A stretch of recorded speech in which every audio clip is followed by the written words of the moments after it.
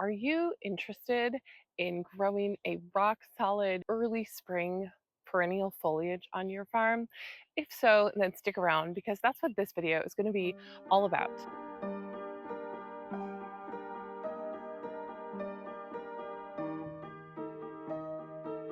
Welcome back to my channel. My name is Ruth Ann from Abundant Blooms Flower Farm in Dorr, Michigan, which is in Zone 6A. And I'm in my 6th year of flower farming, and I have really transitioned my farm into leaning really heavily on perennials and woody shrubs. You can see some of them behind me here. I grow a lot of perennials and woody shrubs, and I've been growing more and more of them as my farm has continued to age, I suppose. And I still grow some annuals, but one perennial foliage that I have really grown to love is called Solomon seal. Solomon seal is one of my favorite spring foliages. It's a true perennial. It emerges from the ground in May, in early May, sometimes in late April, and it just sends up these little tiny like purple shoots, and then it explodes for a couple of weeks, and then by late May it's full height and it remains that way for the rest of the season. So by late May, typically sometimes early June, it's ready to harvest, and it pairs beautifully with peonies and ranunculus and all the other great spring flowers. It matures at a really helpful time. There's not a lot of other spring foliages like it, and it matures just when you need it, which is really great. Wedding and event florists really love it because it has these arching stems that are pretty tall. I grow a variegated variety, and it has little white edging on the leaves, and it literally looks like it's hand painted. It's so beautiful. I just fell in love with it. Not only that, but it has a really long vase life, like 14 days. You can keep it in the cooler for a week, sell it, and it's like a rock solid, really great foliage after you cut it, if you cut it at the right stage. I'm going to talk a little bit about its growth. It is a true perennial. It's a rhizomal root. It will spread. Don't put it in landscape fabric because it does spread by its rhizomes. It's not invasive. It doesn't spread really quickly, but it will fill out and spread, which is what you want it to do because you want as much of this as possible on your farm. It likes shade, or at least some shade. I don't have like any shade on my farm, hardly. So I planted it on the south side of my house, like right against the back of my house and under my deck to get as much shade as possible. It will grow a lot taller in the shade. It will survive in the sun, at least in Michigan, but it just gets taller. The leaves tend to like fade kind of and turn yellowish in the sun. They're getting like bleached out by the sun. So initially you might be able to harvest it, but it will do better if you have some kind of shade. So mine is in afternoon shade, except for the ones under the deck are in full shade. So when you plant it, plant the roots 3 to 4 inches apart. I planted mine a little further than that, and I wish I had spaced them tighter because you're cutting off of it and you really want it to be a tight spacing. The first year it's pretty sparse, like it's going to send up a few shoots. Don't plan on really harvesting it. The second year it's going to start to fill in, and by the third year it really is going to be filled in and full. I mean, full to the point where you can sit down in one spot and harvest like 80 stems without moving. That's how full it gets. It gets very dense and productive. Mine is actually kind of short this year, and I think it's because it's not on irrigation and it really needs water, particularly in that spring phase where it's like bursting out of the ground. It needs water. Otherwise, it looks beautiful, but it's just not very tall this year. I'm gonna get it on irrigation. Like I said, it's around my house, and so it just wasn't quite in the typical farm setup. So I need to work on getting irrigation to it because I think that really helps it. And then it also can use irrigation in like July and August because that's when it's setting up for the next season. So I would definitely keep it watered. So here's the funny story about Solomon seal. I was learning about cut flower farming like before I started farming, and they were all talking about Solomon seal, Solomon seal. And I'm looking at these pictures and I'm like, my mother has a ton of this. My mom, the whole back side of my mom's house is Solomon seal. Never knew it was a good cut flower. So I went to my mom's house and started cutting it, experimenting with, started selling it. The florists go nuts over it. So then 3 years ago, my sister and I dug their whole bed up, which was expanding into their grass and like getting a little out of hand. And so my sister and I dug it up and split the roots, and then I planted it on my farm, and then it was still at my mom's. We maybe took a little too much from my mom. It was a little sparse the next year. Sorry, Mom. But I'm sure she's gonna watch this. But it came back, and now it's in its third year and it's so gorgeous. I've only harvested like 300 or 400 stems from my mother this year. Thanks, Mom. I kind of stumbled into a gold mine, and my mother was actually given a very small patch of Solomon seal some like 15 years ago from my dad's cousin, and that has grown into this massive, like super dense area of Solomon seal that we've now dug up and split, and now it's becoming more and more Solomon seal. So it just kind of keeps giving and giving. It comes in several varieties, so you want to kind of know what you're doing when you buy it. So there's a dwarf variety. You don't want the dwarfed variety. Called polygantum is like the scientific name for it, but just make sure you're not buying a dwarf variety. So like I said, I have the variegated variety, and it also comes in a solid like darker green, not dark green, but a more solid darker green than I have. I would actually love to add that into my farm. I just don't have shade, and I'm not quite sure where I'd put it at this point. So I haven't added that one yet, but I totally would. It's worth growing both varieties. Like I said, it needs shade or part shade. It will grow to like 18 to 20 or more inches tall in the shade.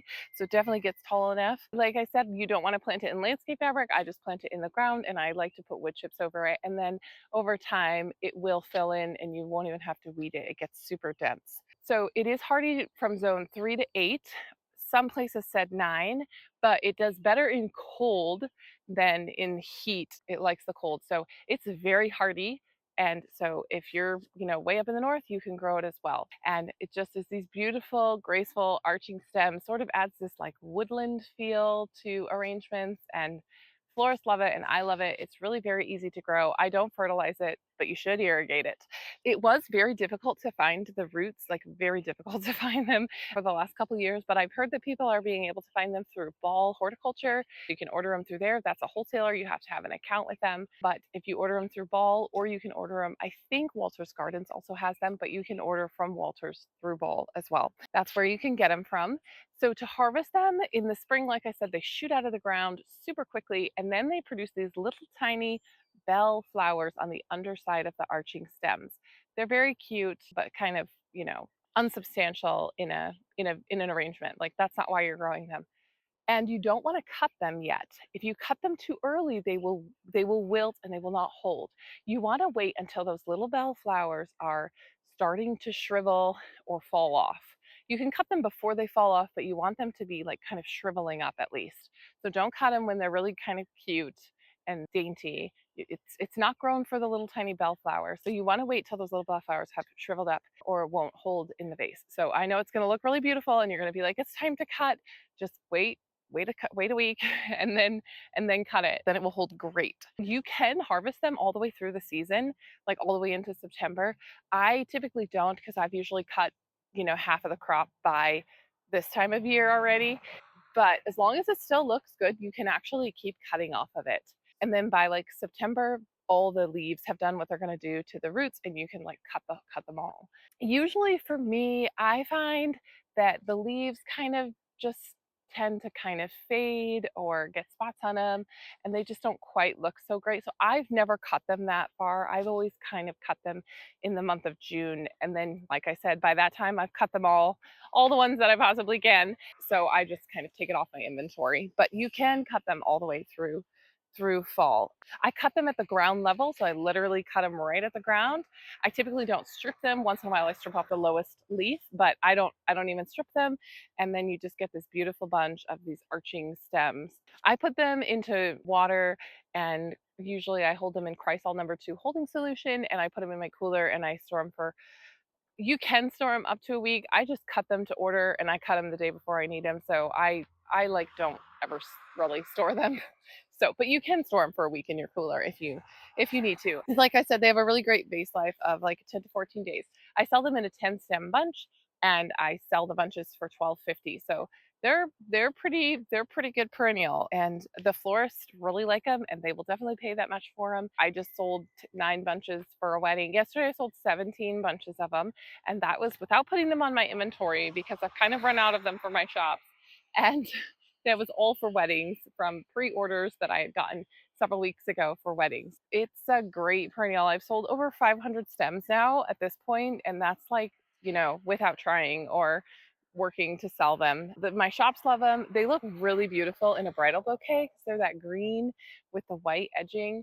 So they really are a really great perennial. And if you've never considered growing them, I would highly recommend it. If you have a tiny little spot of shade, you actually don't even need that much space. If you just have 10 or 15 feet, like I said, they get so dense, you will get a lot of stems in a couple of years out of a really small space. So I would really encourage you to add it into your crop plan and tell me what you think. Have you grown it before? What do you think about it?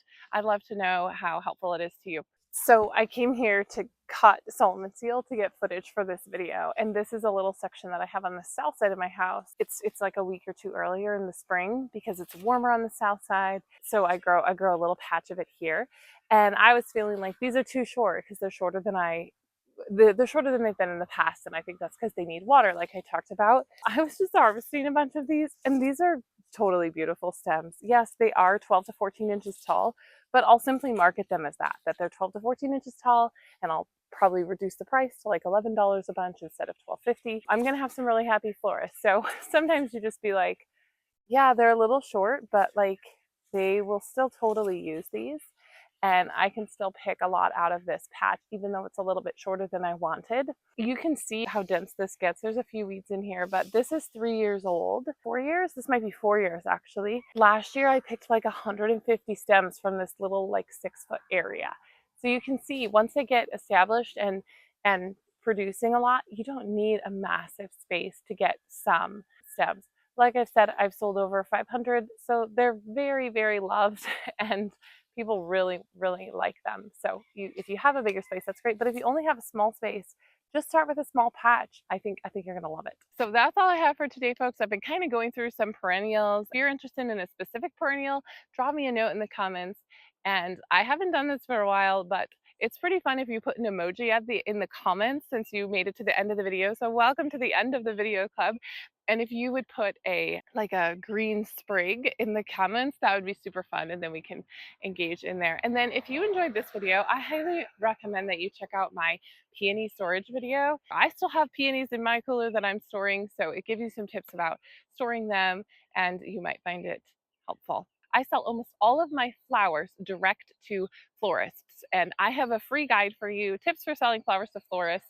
So download that. It's in the description below, and it'll give you a great starting point if you've never sold to florists, or if you have started, feel like you need some tips or inspiration, check it out. It's really a great guide. That's all for today, folks. I'll see you next time. Bye.